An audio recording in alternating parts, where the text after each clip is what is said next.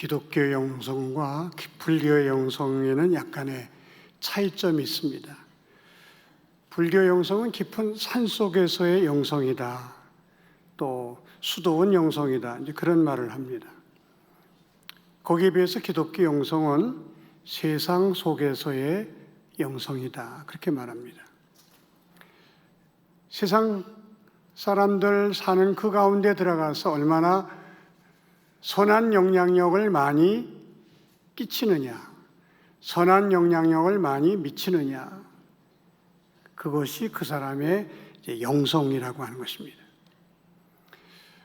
불교의 영성이 나 홀로만의 영성이라고 한다면 기독교 영성은 다분히 공동체 안에서의 영성이라고 할 수가 있습니다. 공동체 안에 있을 때 그 사람이 어떤 사람이냐, 그것이 그 사람의 믿음과 영성을 진단하는 기준이 된다고 하는 것입니다. 예를 들어 어떤 신앙인이 예배도 잘 드리고 새벽 기도도 거의 하루도 빠짐없이 열심히 기도하고 나름대로 열심히 신앙생활을 하는데 그의 가족들이 별로 좋아하지 않는다. 그 영성은 잘못된 영성이라고 하는 것입니다. 교회 안에서는 1등 신자라고 칭찬을 듣고 높임을 받는 사람이 막상 직장에 갔는데 그 직장 사람들은 그 사람을 혐오 대상자로 여긴다면 그의 영성은 이제 빵점인 거죠. 성경은 언제나 공동체 안에서 영성을 아주 중요하게 여기고 있습니다. 그러면서 강조하는 단어가 열매라는 단어입니다. 여러분, 열매는 많은 사람에게 기쁨을 줘요. 많은 사람에게 유익을 줍니다.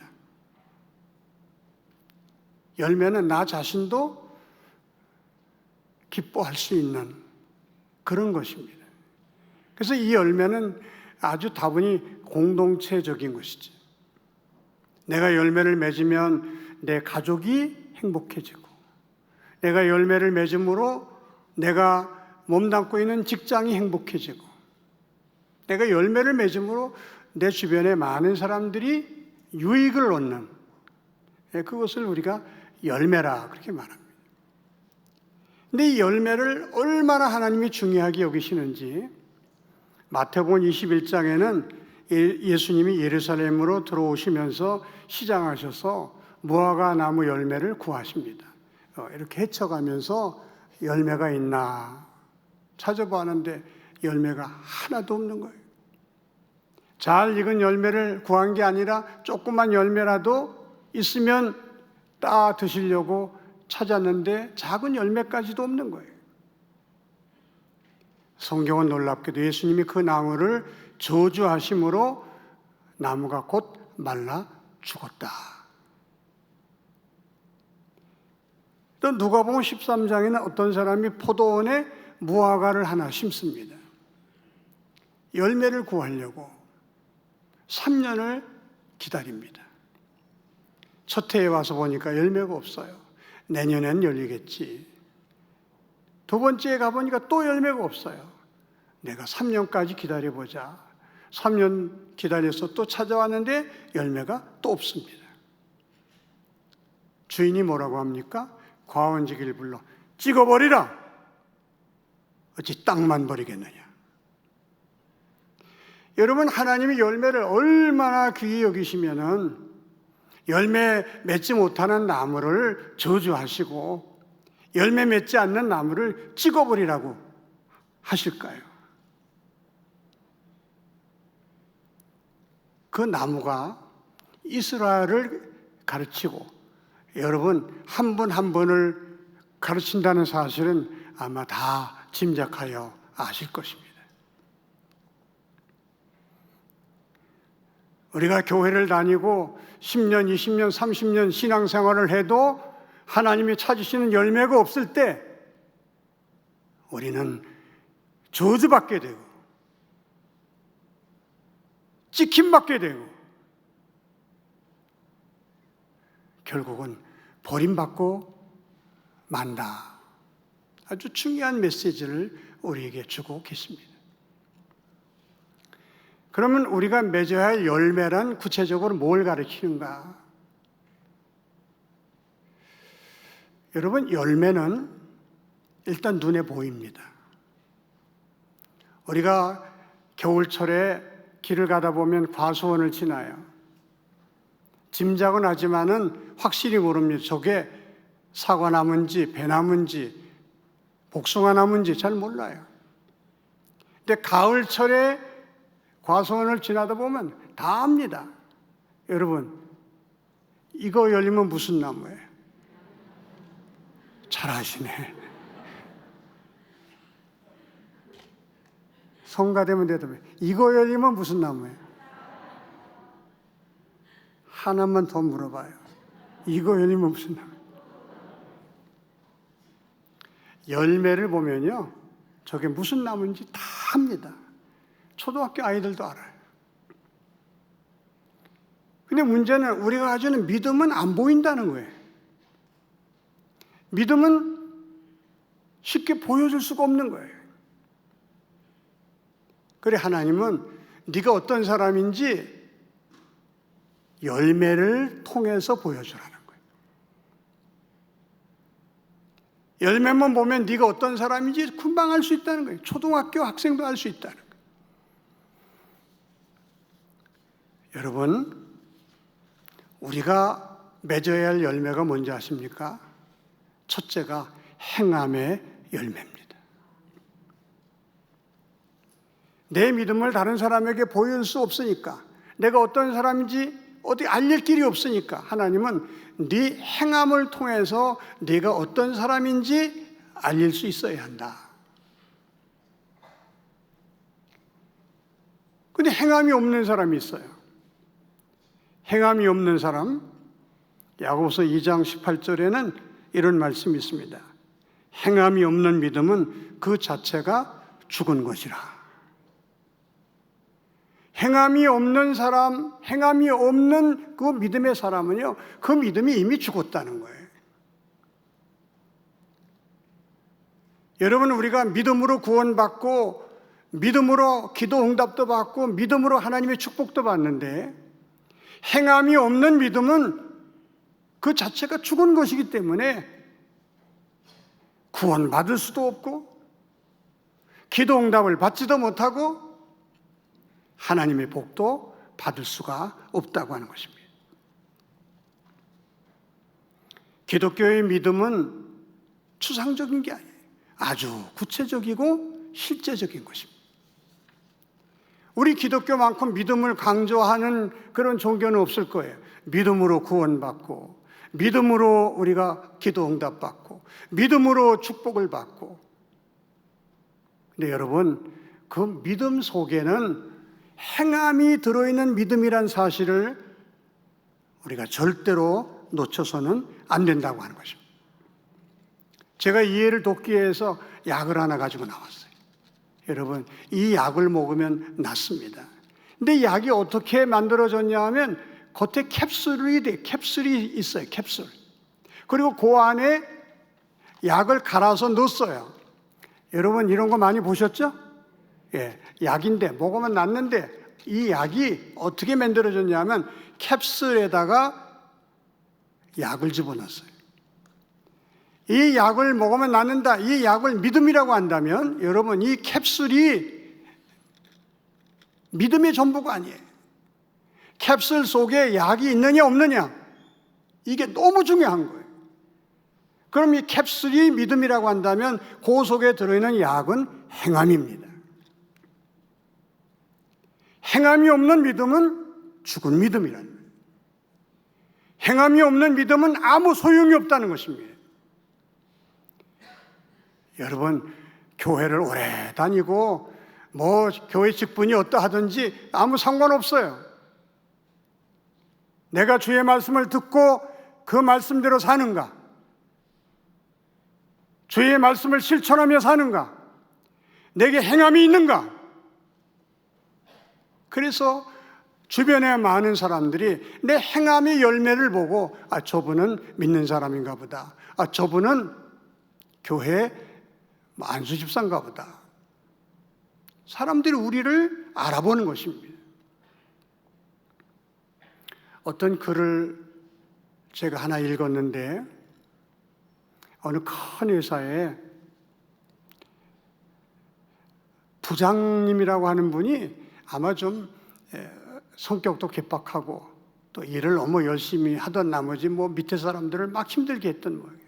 그래서 그 사람에 대한 원망이 아주 높았는데 그 사람 아버님이 돌아가셨다 그래서 그 밑에 직원들이 다 이제 상가집에 간 겁니다. 그런데 교회에 와서 예배를 드리는데 가만히 보니까 그 부장님이 교회 안수집사예요. 직원들이 말이죠. 다 뒤돌아서서 야, 우리 부장이 안수집사래. 세상에 저런 게 교회를 다녔어. 이 기가 막혀 하는 거예요. 여러분, 우리가 행함의 열매가 없을 때 세상 사람은 우리를 그리스도인이라고 인정하지 않습니다. 인정하지 않는 게 중요한 게 아니라 하나님도 우리를 버리신다 이 말이에요. 열매 없는 무화과 나무는 찍어버리라.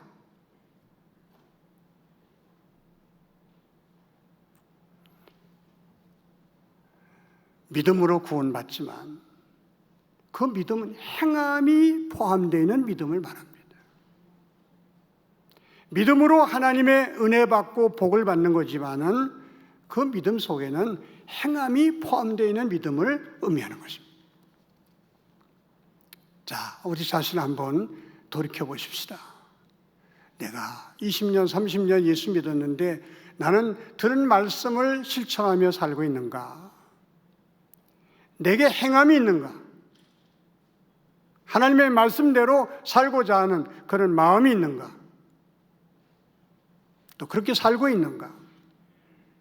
있다면 열매가 있는 사람이고, 없다면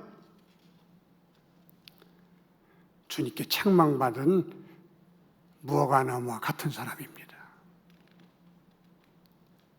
이 문제가 얼마나 중요한지 예수님은 아주 여러 차례 말씀하셨어요.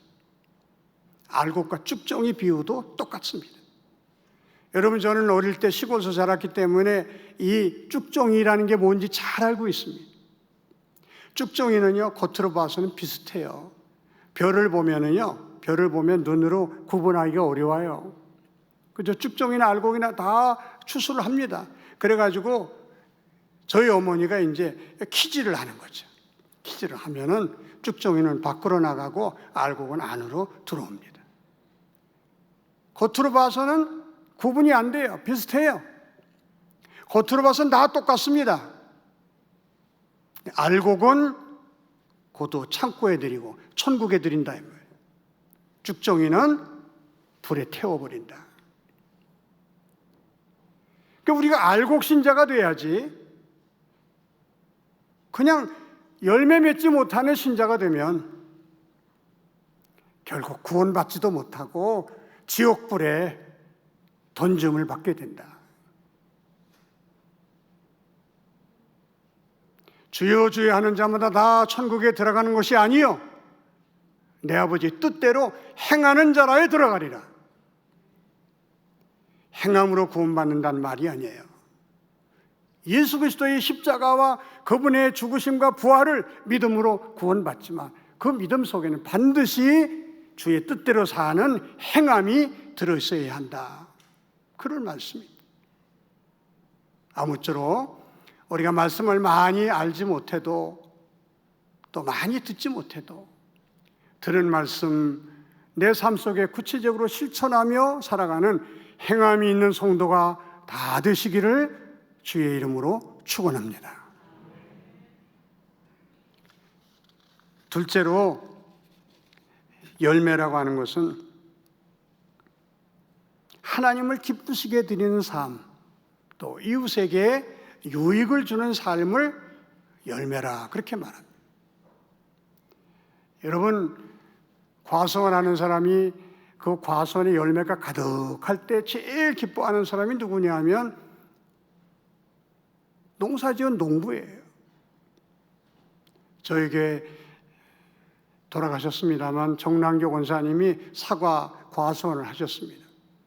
몇 차례 그 과수원에 방문한 적이 있었어요. 한 해는 보니까 그냥 얼마나 사과가 가득 열렸는지 얼마나 보기가 좋은지 몰라요. 권사님 너무 보기 좋으네요. 그때 이 권사님이 목사님 저는요 이거 보고 있으면 밥 안 먹어도 배불러요.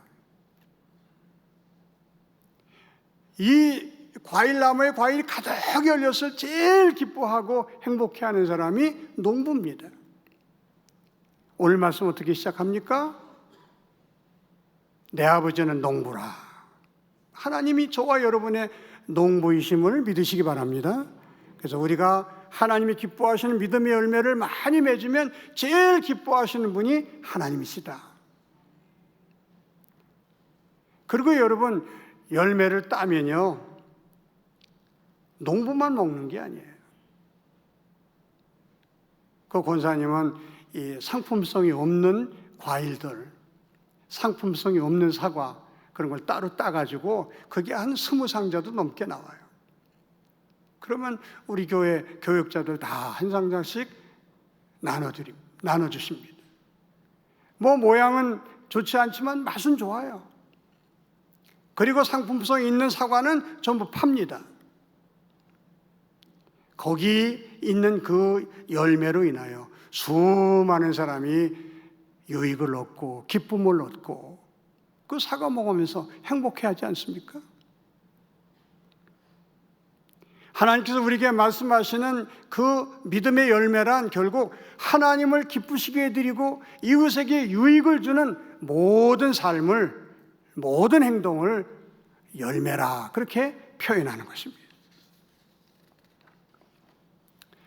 하나님이 우리를 창조하신 창조의 목적이 하나님의 영광에 있는 것입니다. 우리를 구원해 주신 구원의 목적도 하나님께 영광 돌리는 데 있습니다. 근데 우리가 어떻게 하나님께 영광을 돌리나? 오늘 말씀에 의하면 우리가 하나님이 기뻐하시는 삶을 살면, 이웃을 유익하게 해주는 삶을 살면 그것을 통해서 하나님이 영광을 받으신다. 그런 말씀입니다. 사랑하는 성도 여러분, 내가 믿음의 사람인데 내게 믿음의 열매가 있는지 없는지 확인하는 방법은 간단합니다. 정말 내가 하나님을 기쁘시게 해드리는 삶을 살고 있는지, 그리고 이웃에게 유익을 주고 이웃을 기쁘게 해주는, 이웃을 행복하게 해주는 삶을 내가 살고 있는지 있다면 내게 열매가 있는 것이고, 그게 없다면 그냥 나 홀로만의 신앙이라면 열매 없는 무화과나무와 같은 사람이다. 그렇게 진단할 수가 있습니다. 그럼 어떻게 해야 우리가 열매를 맺을 수 있을까? 오늘 본문 말씀은 첫째로 자신을 깨끗게 해야 한다. 2절입니다. 물은 내게 붙어있어 열매를 맺지 아니하는 가지는 아버지께 그것을 제거해 버리시고, 물은 열매를 맺는 가지는 더 열매를 맺게 하려 하여 그것을 깨끗하게 하시느니라. 열매 맺지 아니하는 가지는 아버지께서 그것을 제거해 버리시고, 이건 심판에 관한 말씀이에요. 열매 없는 나무는 찍어버리듯이, 제거해버리듯이, 교회 나온다고 다 구원의 백성이 아닙니다. 다 천국 들어가는 거 아니에요, 여러분. 열매가 있어야 우리가 천국에 들어가고 이 땅에서도 하나님의 사랑과 은혜를 받으면서 복되게 사는 것이지, 열매 없는 무화과 나무는요 심판의 도끼가 기다리고 있는 거예요. 근데 하나님은 열매를 많이 맺도록 하기 위해서 가지를 깨끗게 하신다. 이 과수원하는 사람들은 금방 이해가 갑니다. 열매 맺는데 방해가 되는 가지는 다 잘라버려요. 이걸 전지라 그렇게 말합니다. 가지의 입장에서 얼마나 아프겠어요. 또 얼마나 억울하겠어요. 그런데 하나님은 우리가 열매 맺도록 하기 위해서 때로는 우리를 아프게도 하시고 억울하게도 하십니다. 그 아픔과 억울함을 통해서 우리는 회개하게 되고 하나님이 기뻐하신 열매를 더 풍성하게 맺을 수 있게 되는 것입니다. 하나님은 우리가 열매 맺는 사람 되게 하기 위해서 때로 강제로 우리를 회개의 길로 인도하실 때가 있어요. 깨끗이 아니하면 이라는 말씀은요, 회개하지 아니하면 열매 맺을 수 없다 그 말씀입니다. 그래서 자르는 거예요. 때로 우리에게 아픔이 있고 억울함이 있을 때 우리는 우리의 죄와 허물과 잘못을 깨닫고 회개하고 하나님께 돌아오면 하나님께서 우리를 받아주시고 풍성한 열매를 맺게 해주심을 여러분 믿으시기 바랍니다. 이 세상의 사람은 완전한 사람 아무도 없어요. 그래서 아브라함도 실수하는 게 나옵니다. 모세도 엄청난 실수를 저질러요. 이스라엘 사람들이 자기들의 국부라고 일컫는 다윗도 얼마나 무서운 죄를 짓습니까? 그러나 그들이 자신의 잘못을 깨닫고 하나님 앞에 회개하고 돌아오니까 하나님이 그들을 품어 안으시고 더 크게 쓰시지 않습니까? 누가복음에 나오는 둘째 아들도 아버지의 유산을 받아서 먼 나라로 나갑니다. 허랑방탕 재산 다 날렸습니다. 이제 죽게 되니까 아버지를 생각하게 됩니다. 사람은 이 고난을 통해서 하나님께 돌아오게 되어 있고, 이 고난을 통해서 회개하게 되어 있고, 이 고난을 통해서 우리는 더 큰 축복의 길로 나아갈 수가 있게 되는 것입니다. 둘째 아들이 이제 죽게 되니까 아버지께로 돌아옵니다. 아버지는 다른 말 묻지 않아요. 무조건 끌어안아 주시고, 너는 잃었다가 다시 찾은 내 아들이고 죽었다가 다시 살아온 내 아들이다. 그 아들을 아들로 받아주시고 그 아들에게 복된 삶을 열어주십니다. 사랑하는 성도 여러분, 열매를 맺기 원하신다면 우리도 회개하고 주님께로 돌아올 수 있기를 바랍니다. 자를 건 잘라야 돼요. 끊을 건 끊어야 돼요. 정리할 거 정리해야 돼요. 그래야 하나님은 우리로 하여금 열매 맺는 성도가 되게 하십니다.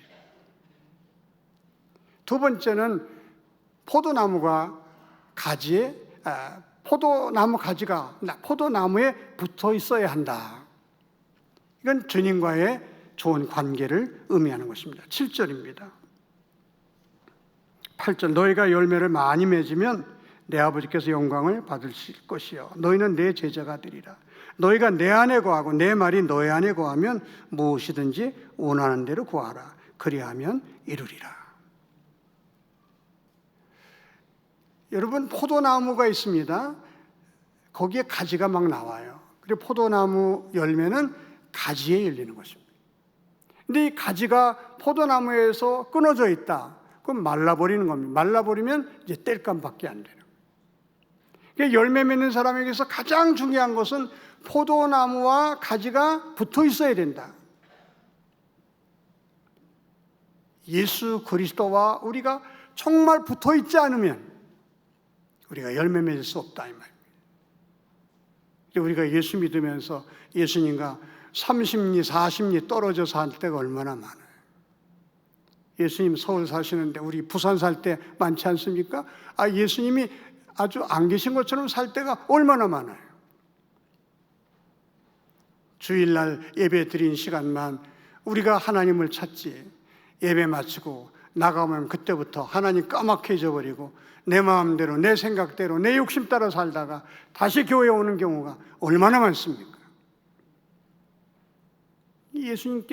예수님과 관계가 멀어진 사람, 관계가 멀면 멀수록 열매를 맺을 수가 없어요.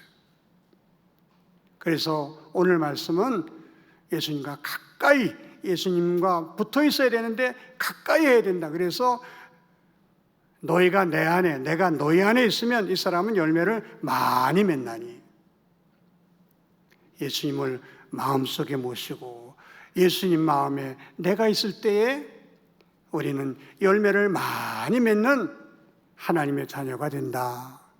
여러분, 다시 한번 예수님을 우리 마음속에 모시고 살아가는 저와 여러분들이 되시기를 바랍니다.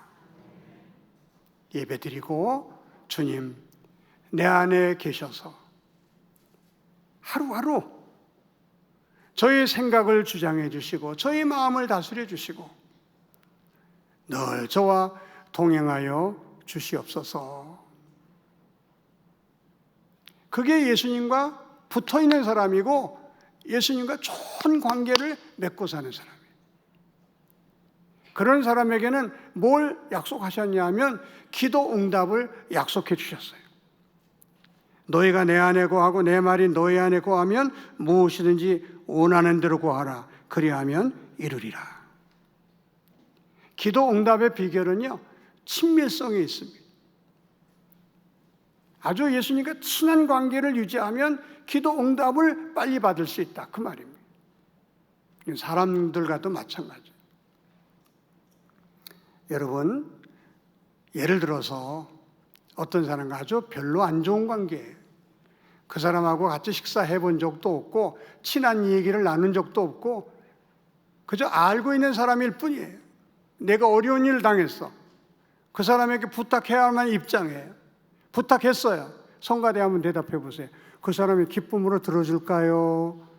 아니면 그저 듣고만 있을까요? 잘 몰라요? 별로 안 친해. 근데 중요한 문제를 부탁했어요.